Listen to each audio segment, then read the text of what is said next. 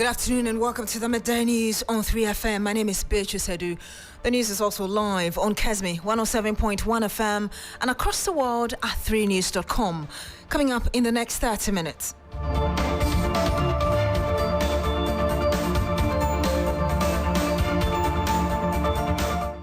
Electricity Company of Ghana maintains it is not shedding load despite an ending outages and a Gridco report showing power supply is below demand.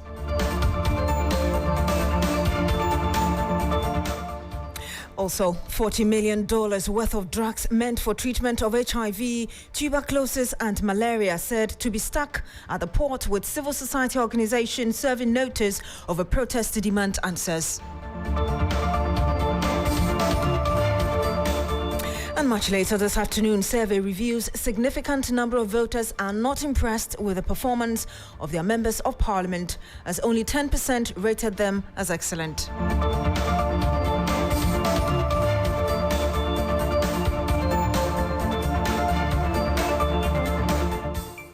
Thank you very much for joining us today. Now, the Electricity Company of Ghana maintains that it is not shedding load. This is despite an ending outages and a Gridco report showing power supply is below demand. This position may come as a surprise to energy analysts, since the company has shifted from blaming faulty transformers to claiming localized outages are accounting for the current power situation. Listen to the ECG boss Samuel Mahama maintaining no load is being shed. The assurance is that we are doing our best. The lights are going to stay on. Most of the transformers that we spoke about and the intensification exercises are almost done, so we should just stay positive. We are currently not shedding load. And that was the ECG boss there, Samuel Mahama. Well, let's run you through what we know so far. A Gridco report revealed the following. Highlights of that report I'm giving you now. System Control Center routinely communicates load management directives to ECG operations. Repeated instances where instructions are often not either effected or inadequately implemented by the ECG. SCC having to disconnect feeders serving bulk customers to correct the decaying frequency. Examples of such instances: on the 21st of March, Tafo feeders taking out of service due to ECG's non-compliance, resulting in system frequency drop to critical level. Also on the 20th of March, during peak hours, feeders in Tema, Winneba, Kaswa and Kumasi were taken out to prevent system collapse after the frequency dropped concerning levels. Now, ECG publishes customer notices attributing loss to power supply to Gridco, which is not an accurate description of situation. And then ECG's disregard for load management instructions is in violation of LI 1934, Article 9B and National Electricity Grid Code. So those were the highlights from a report which was released by the Ghana Grid Company just last week. I'm joined by a policy lead, Petroleum and Conventional Energy at the Africa Center for Energy Policy, Kojo Yauche. Good afternoon to you, sir. Thank you for joining us. Good afternoon. Thanks for having me. Mr. Yauche, listening to the PRC report, the second one that came, of which I gave you a highlight, and even the meeting on Saturday and the demands for it, are you surprised to hear the ECG board still maintain that the company is not shedding load?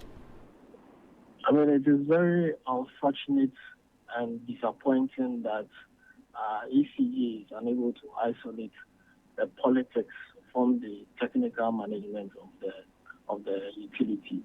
ECG is not the only player within the space. All the players within the space provide evidence to the effect that power supply has been down and demand has outstripped supply to the extent that we have to now manage the load that is in the system. So for the ECG boss to keep maintaining that they are not shedding load only goes to show us, the consumers, where the fidelity of our utility provider lies. Shows that it lies more with the politics than with the technical management of the utility. The ECG is not concerned whether we have light and we have it sustainably. It is more concerned with serving its political masters.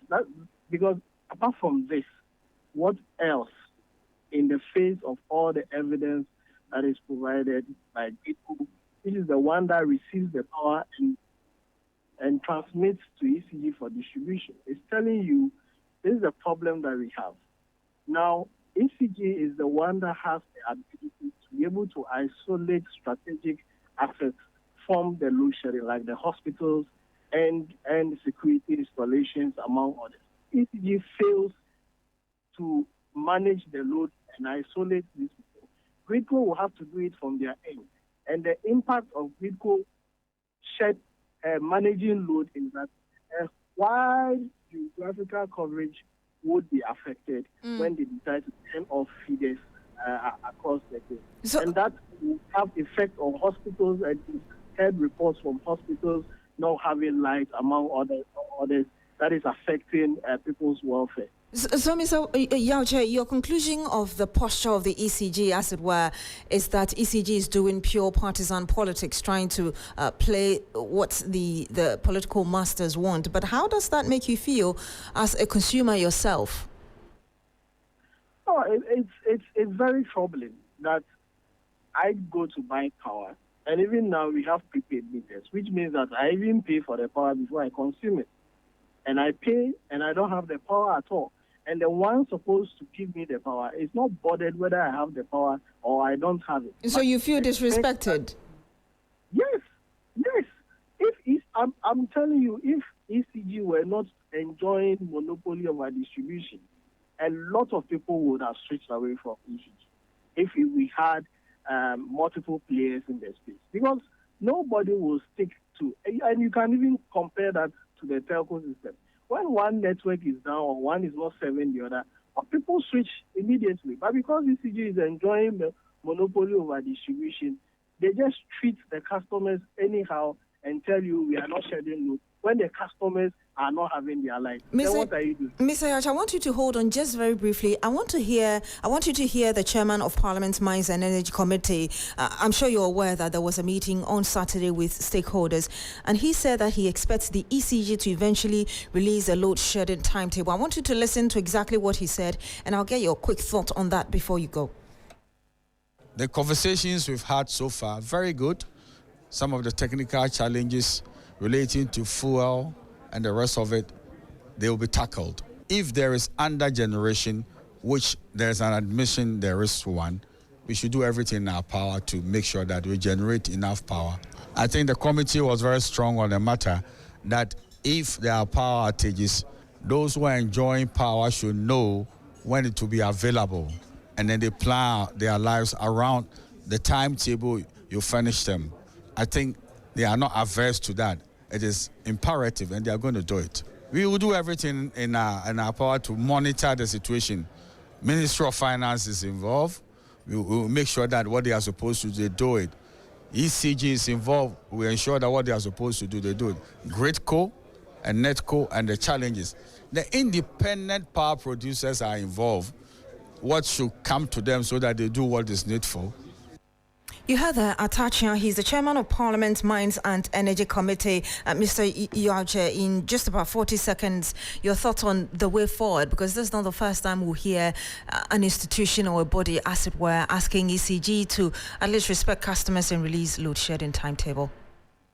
I mean, as customers, we are only hoping that the political settlement that is nurturing the posture of ECG would at least let go of their handle on them so that they can serve their customers as we have subscribed to. That posture of will not listen to anyone, it is only what we say it is, that is what should happen, should cease from now. And hopefully, maybe the call from Parliament will bring more pressure to bear on ECG to be able to do well by its customers.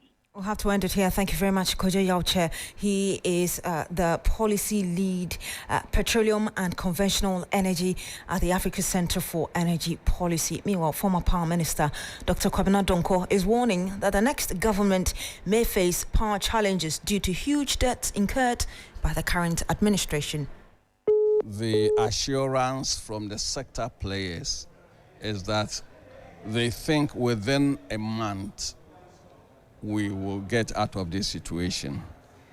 That is the assurance. Of course, the sweetness of the pudding is in the eating. We are all here. If within 1 month we are out of this situation, we'll all sing hallelujah. But there was a very interesting development, and some of us emphasized that there is an increasing debt stockpile.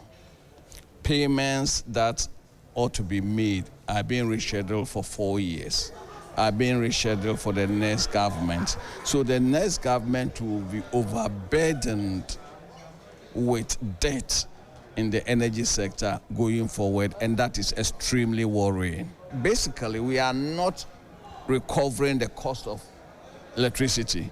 So when you under-recover, you pile up debt. So it is important going forward we look at that. As a sector, what we really need to do is to drive down cost and improve on efficiency. In the short term, that has to be done. Well, they are already signing contracts, postponing a number of payments of legacy debt, and currently they are also under recovering.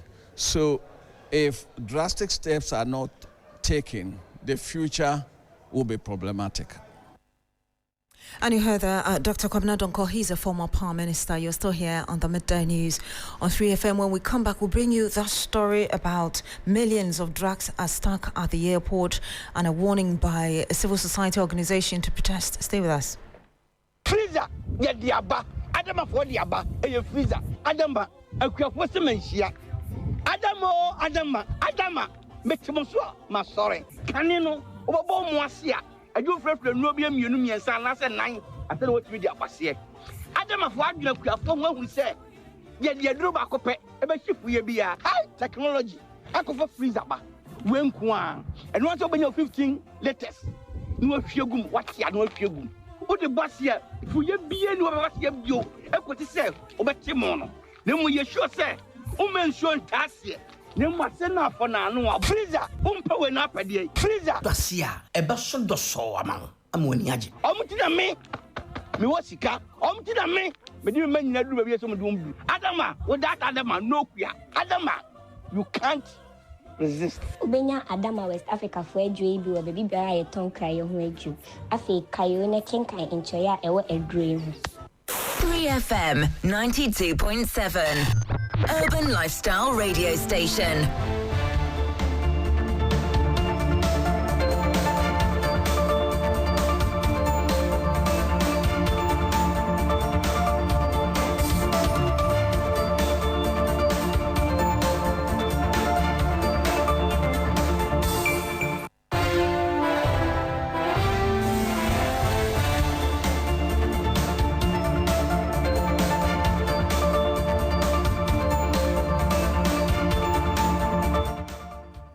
And you're still here on the Midday News on 3FM. Thank you for staying. Leadership of the coalition of CSOs in HIV and AIDS, tuberculosis and malaria has served notice of hitting the street in 10 days to press home the demand for the government to facilitate the clearance of medication wasting away at the Tema port.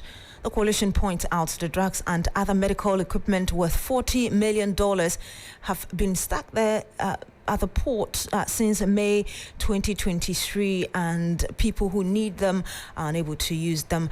Sarah Pinkro of our health desk is on this beat for us. She joins us live on the line. Sarah, we know government previously assured of clearing such drugs. Is it the case that it did not happen, or this is a different set of medication we are talking about here? It is like you rightly said. For over some months now, we know this issue has been trending of some essential health commodities at the port, and government keeps saying that clearance has been made, the commodities are being cleared. But we were made to understand that it's not all of the commodities that have been cleared. Apparently, we had over 430 containers of commodities come into the country, and just a little above 200 have been cleared, with over 260 something yet. And some of the issues that the coalition of net CSO's network on HIV, TB, and malaria are raising is the fact that most of these health commodities have a shelf life that is likely to expire in 2025. And the cumbersome nature of declaring from the port, which will take close to 3, 4, 5 weeks before it gets to the health facilities for the people to use, is the major concern they are having. And they do not understand why these ECOWAS levies, the COVID-19 and the AU levies that government claims is the delay, would go into government coffers. So why can't government just give a free waiver for these commodities to be released for the people to be used? And the delay. So Ernest Orton, who is actually one of the conveners of the coalition made up of 6 NGOs or 6 CSOs in the particular area of concern, have been leading the team at a press conference this morning. The commodities in reference, valued at more than $40 million, have been wasting away at the port since May 2023. They comprise antiretrovirals for treatment of HIV, medications for treatment of TB, ACTs for treatment of malaria, insecticide-treated nets, rapid diagnostic test kits, and gene expert cartridges, among others. The situation has currently created stockouts in health facilities across the country, leading to needless loss of lives and frustration for health workers. The essence of our intended action, therefore, is to draw the attention of the Presidency and Parliament to the looming public health emergency if no immediate actions are taken on the matter. We plan to stage a mass public demonstration to present a petition to the Presidency and Parliament for immediate action on these 2 critical issues. We wish to use this video to invite all CSO activists and all well-meaning Ghanaians across the 16 regions of the country to join us. The proposed date is Wednesday, April 17, 2024, and the convergence point is Obra Sports, Nkrumah Circle Interchange, at 7 a.m. The proposed route is through Akwaje Interchange to Jubilee House and later to Parliament through Liberation Circle, that is Range Roundabout. You heard Ernest Orton. He speaks for the coalition of CSOs in HIV and AIDS, tuberculosis and malaria. Sarah Pinkro is still on the line with us. Sarah, in like 30 seconds, what more can you tell us from this program? Well, Beatrice, the president of the persons living with HIV who happen to have some of their medications stuck up at the port revealed at the presser that some of their members have started experiencing shortages at some health facilities across the country. You know, some of them get their medication 6 months in store. Some also get it 3 months. Some are given for a month, then they return to take the rest. And we understand those who are supposed to get medications that could last them like 6 months are being given medications that will last them a month. Meanwhile, the drugs are stuck up at the port. So if things are not done properly, we are likely to see shortages of these drugs at the health centers by next month, they say. And indeed, the rippling effects of that as well. Thank you very much, Sarah Pinko, for bringing us the latest on that. We stay on health because graduate unemployed nurses and midwives are baring their teeth at the government over delays in releasing their financial clearance and subsequent permanent posting. Members of the group have staged a protest in Kumasi to drum home their concerns. Ibrahim Abubakar is joining us live from there with details. Ibrahim, talk to us about the development there. Well, Beatrice, they are currently on their way to the Regional Coordinating Council to present a petition to the regional minister. While like you rightly said, they are protesting against delays in posting them, and they are saying that all the knowledge that they have acquired in school is going still because when you look at their field of work, they need to do the practical aspect more, and then they will understand it better. And these are badges from 2020, 2021, and 2022. So for them to have completed school in 2020, so date 4 years without doing any form of practical work, is something that they say will affect the nation as a whole and also will affect them as individuals. And from here, they are saying after they are done with Ashanti region or Kumasi today, and they do not hear anything positive from the government, they will march to Accra and picket at the Ministry of Finance and also the Ministry of Health until their postings are released. Ibrahim Aruna is the president of the association. We are tired of being home. We are hungry. And so we are saying that the government should as soon as possible employ us. We don't know why this is happening. If they say they can employ us, or maybe the health system of the country is not a priority to the nation, they should let us know so that we find another work to do. After this protest or demonstration, what's next? We will go to the Ministry of Health and Finance to sleep there. We will go with our mats and clothes to go and sleep there until the clearance and postings are given to us. So it is in series. The first one was in Tamale. So from here, we are going to Accra. We are going to the Ministry of Health, Ministry of Finance. And we will sleep there until our clearance is given to us.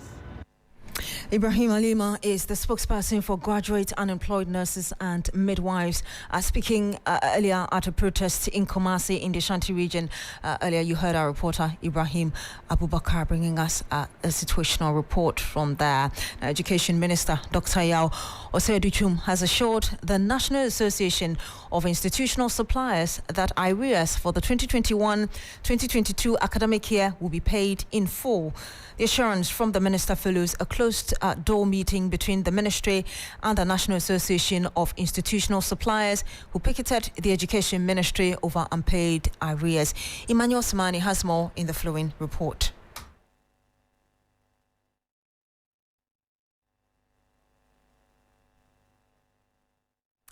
And we'll be bringing you that report very shortly from Emmanuel Samani, who is telling us about what the Education Minister, Dr. Yao Osei-Duchum, is saying. And as soon as that report is ready, we'll bring you details. Now, juggling school attendance with the responsibility of caring for younger siblings poses a significant challenge for many young girls in the northern region. This situation is gradually affecting their academic work, placing their future prospects in jeopardy. In Godwin Asidiba's upcoming documentary, Dreams in Shambles, he delves deeper into this concerning trend, shedding light on its effects on the aspirations of children in the north. Here are excerpts.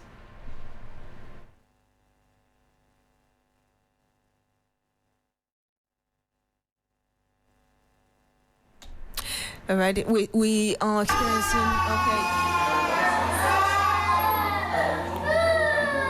She lost concentration in class when her brother began crying, highlighting the impact of such disruptions on her education. I lost concentration in the classroom when my brother started crying during lessons. It's worrying. Imagine being just 4 years old and responsible for the care of your younger siblings while your parents are away at the farm. This is the harsh reality for many children in Gono community in the northern region, where attending school means bringing their siblings along or sacrificing their education altogether.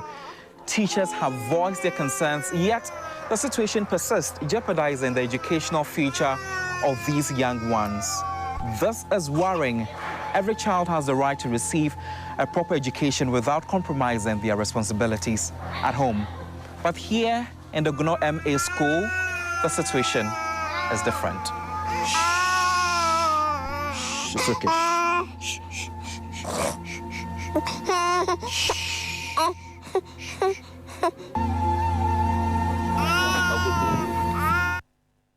You heard the excerpt of that documentary by Godwin Asidiba, Dreams in Shambles. Now, Guinea-Bissau President Umaru Mbalo has lauded Ghana and ECOWAS for their support during an attempted coup in his country last November. The former ECOWAS chair, who is in Ghana for a 3-day state visit, promised to work with Ghana to promote democracy across the West African region. Nanedia is our presidential correspondent and joins us live on the line. Nana, we understand that the two leaders have agreed to inaugurate a permanent joint cooperation in fisheries and education. Tell us more.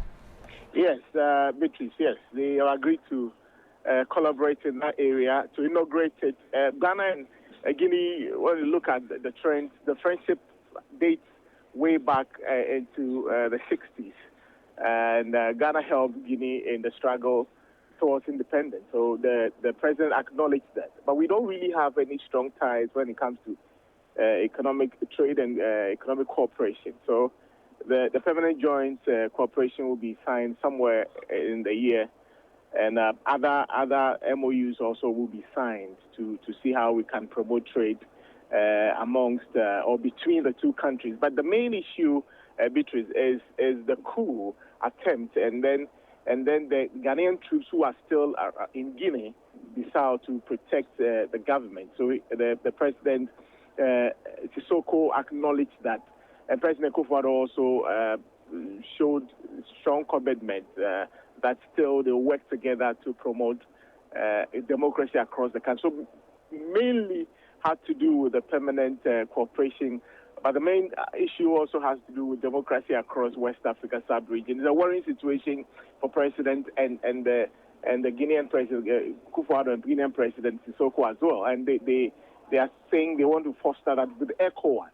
Remember, like I said, ECOWAS still has troops in there to ensure there's peace and democracy in Guinea-Bissau especially. So this is what they really talked about. And moving forward, they think there should be a wider scope of looking at it, including AU as well. ECOWAS work with AU because you look at the sub-region is the ECOWAS sub-region, which has been inundated with all these coups. So it is a worrying situation for them, and they are looking forward to working together to ensure there is peace and security across the sub-region.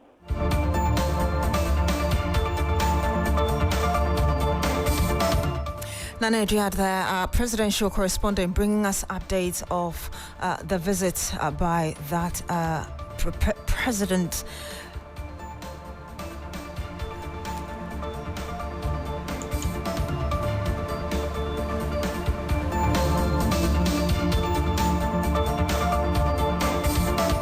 And that's how we end the news here on 3FM. Our top story, Electricity Company of Ghana maintains it is not shedding load despite unending outages, and a Gridco report showing power supply is below demand. Also, $40 million worth of drugs meant for treatment of HIV, tuberculosis and malaria said to be stuck at the port, with civil society organizations serving notice of a protest to demand answers. We'll bring you details of that survey that shows that Ghanaians have lost interest in their members of parliament, scoring them 10%, rating them as excellent. Only 10% of the people who were surveyed. We'll bring you more on that later. My name is Beatrice Adu. Thank you very much for joining us today. Coming up next is Business Daily. Don't go away.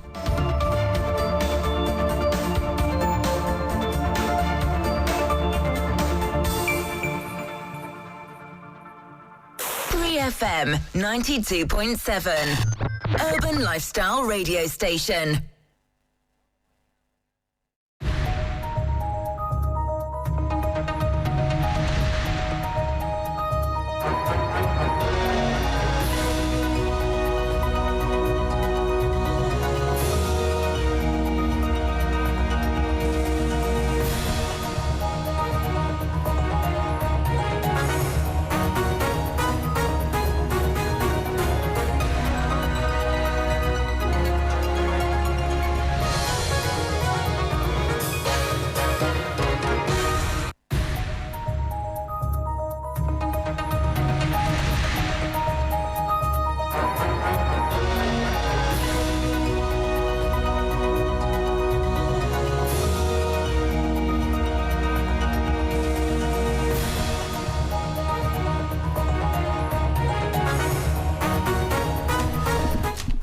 Hello there, good afternoon. Time now for Business Daily. Coming up, Bank of Ghana to hand over management of Good for Oil program to commercial banks as Governor Dr. Ernest Addison stresses on its sustenance.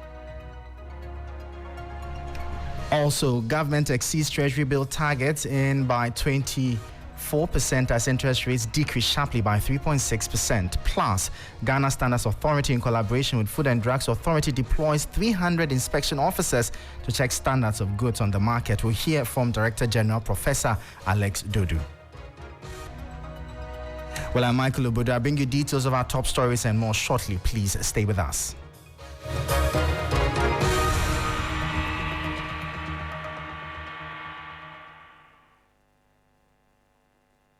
Well, thank you for staying with us. Straight into our top story, and the governor of the Bank of Ghana has hinted that the Good for Oil program will be handed over to commercial banks for continuation.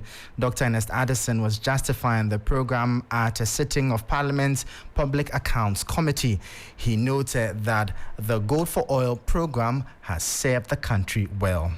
The program that we recommend to continue because it helped us in a period of crisis. We only want to make sure that this is done by a commercial bank so that we can have time to focus on our operations as a central bank. So this is the discussions that we are holding going forward. But the ability to be able to exchange our natural resource directly for oil when oil prices get out of hands, we think that it's a very innovative program. So it's really about the central bank spreading itself too thin by trying to add gold for oil also into our business. But we are fully focused on buying gold to build our reserves. So that was Governor of the Bank of Ghana, Dr. Ernest Addison, speaking there. Now, the Importers and Exporters Association of Ghana has voiced alarm over the swift depreciation of the cedi against the dollar this year, urging the government to take action immediately. The cedi is trading at about 14 cedis to the dollar presently, after starting the year at about 12 Ghana cedis. Executive Secretary of the association, Samson Asakia Wingobit, lamented the impact of the situation on the business community, demanding swift solutions.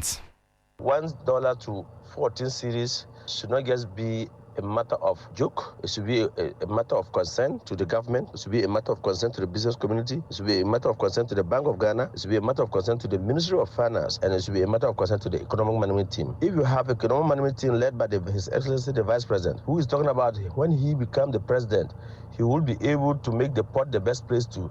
He will equate our port to be with like the Lumi port and others. And his cedi is very, very volatile in this way. The dollar is just running and you cannot do anything about it. I'm not quite sure if you become the president, you have nothing to do. You will be able to do something better. If the Vice President and the Economic Management Team can do something better, then they should bring their expertise to bear at this point in time that we are grappling with $1 to 14 cedis. I don't think it's good for business community. It's not good for even the country. The balance of payment that we are talking about is not good. We cannot even pay. I'm not quite sure the government will be able to service its external debts with this $1 to 14 cedis. Samson Asakia Wingobit is the Executive Secretary of the Importers and Exporters Association of Ghana. Treasury bills have seen another undersubscription for the second week running following Bank of Ghana's increase in cash reserve ratio of banks. The T-bill trends are in line with earlier predictions by experts indicating banks shift from investing in T-bills to lending more to the private sector. This report has the details. The central bank adjusted the cash reserve ratio for banks beginning April 2024. Governor Dr. Ernest Addison announced that banks with loan-to-deposit ratio above 55% will have to meet a cash reserve ratio of 15%. Those with loan-to-deposit ratio between 40 to 55% will have to meet a cash reserve ratio of 20%. And banks with loan-to-deposit ratios below 40% will be required to hold a cash reserve ratio of 25%. Lead researcher at GCB Capital, Courage Buti, in an interview with 3 Business, predicted a gradual shift towards a more aggressive credit stance, which will have ramifications for government's deficit financing operations and the real sector. For the real sector, he also pointed out the possibility of competition for quality credits, driving down lending rates and potentially stimulating growth through increased investments. With banks dominating T-bill holding, the anticipated reduction in demand for T-bills is expected to be sustained in the coming weeks and could result in a higher interest cost for the government's funding. That was Menu Afo's report. Now, the Ghana Standards Authority says it has deployed about 300 inspection officers to ensure standards of goods on the market. According to the Director General, Professor Alex Dudu, this will be done in collaboration with the Food and Drugs Authority. We have worked very, very closely, and now we are happy to say that both the GSC and the FDA have streamlined their processes so that you come for a one-stop shop. We have built a lot of labs, engineering labs, cement testing labs, concrete labs, AC labs, and within the AFTA, we are working with industry to be sure that we support industry to make their businesses move faster. We spent the first 2 months letting them educate the public. Now they've started the enforcement. Some are specialized for electrical cables. We are calling it electrovigilance. Some are specialized for fuel stations, just to check the work that has been done to be sure that volumes that you are buying actually is a genuine volume. We all know that things happen, and in this economy it's important. So you have the Professor Alex Dudu. He is the Director General of the Ghana Standards Authority speaking there. Now, Ghana, like many countries, is looking to electric vehicles, EVs, for a cleaner future. But unlike Frederick Mensah, a happy EV commercial user, many Ghanaians face roadblocks when considering EVs. The biggest hurdle was cost. High upfront prices and unclear taxes make EVs a tough sell compared to traditional petrol cars. This report has the details. A lot of cars you see around, fewer cars. I mean, the luxury ones, their windows are down, isn't it? It's because of the cost of fuel. But I mean, I drive with AC all day. Frederick has been using an electric car for commercial purposes for over a year now, and his experience has been impressive. Compared to fuel, this has been a success. Because if you are doing fuel, unless the person is not really calculating, but in the year, you are doing close to 100,000 worth of fuel per car. So if you're doing close to 100,000 worth of fuel, it means if you're buying this car for 200,000, so in a year, fuel alone can pay for your car in 2 years. There appears to be a growing interest in electric vehicles. However, pricing remains a drawback. Dealers in electric vehicles indicate that taxes and levies make up about 50% of the total cost of a vehicle. This is a special request that we have to our government, and that is the high duties imposed on those vehicles and the VAT and the levies. All over the world, duties and taxes are being waived away to encourage the movement to electric cars. Even some countries, they give subsidies to move to electric cars. We really request that this can be applicable to Ghana. In the 2024 budget, the government announced tax waivers on electric vehicles imported into the country for commercial purposes. However, checks with the Ghana Revenue Authority indicate that the policy to guide its implementation is still in progress. You remember that we just passed the emission levy. The purpose of the emission levy is to protect the environment, discourage people from using diesel and petrol cars. So if we really want to, achieve that objective, then clearly we should open the way for people to bring in cars that are not using the petrol and diesel. And I believe that that's will achieve the purpose of introducing the emission levy. The world is swiftly transitioning towards greener mobility options in line with the Sustainable Development Goals, and we may need to adapt quickly. Ghana, like many countries in the world, have signed the agreement to move towards electric cars. And believe me, it is the time to start moving. We don't want to be the last to move at a time when there will be shortage of supply of cars, shortage of supply of spare parts, etc. Michael Obodu, 3 Business, Accra. On that note, that brings an end to Business Daily here on 3FM 92.7. For more business stories, please check out our website. It's 3news.com/business. I am Michael Upodu. Thank you for listening. As always, please stay safe.